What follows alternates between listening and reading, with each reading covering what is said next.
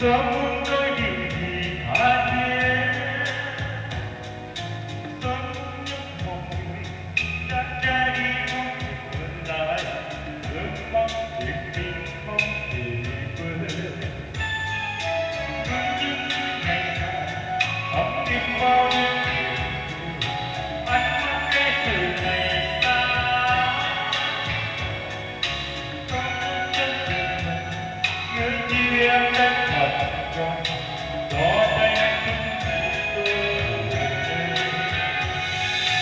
Tầm tay ta mất quá đêm hồ. Chiều đông ngày mai đã. Có mắt thế, đôi mắt vui kìa. Chúng tôi nước mắt tuôn rơi như hạt tuyết hạt sương bé.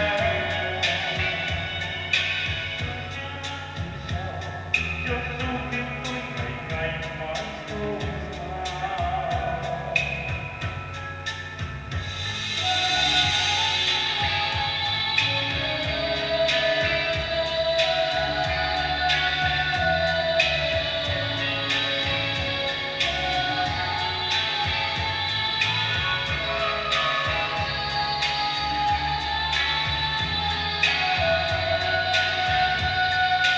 Gió vẫn thì thầm đến bên người yên ấm gần.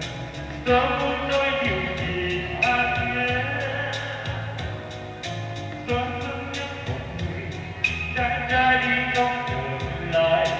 Nước mắt chuyện tình không thể quên. Vẫn những chuỗi ngày dài ấm êm bao đêm điều điều. Ánh mắt ngay từ ngày ta đã. Không biết chút tình nhớ như em đã thật rồi. Có đây cũng chỉ tôi đủ về.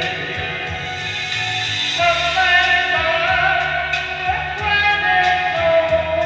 Chiều đông ngày mai đã. Còn có mắt thế, đôi mắt tôi nhìn kìa em. Chúng tôi nước mắt tuôn rơi như hạt tuyết hạt sương bé.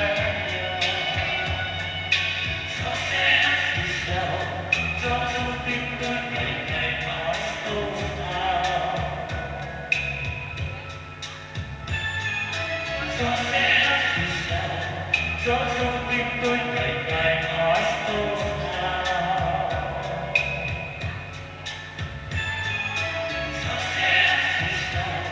Gió trong tim tôi ngày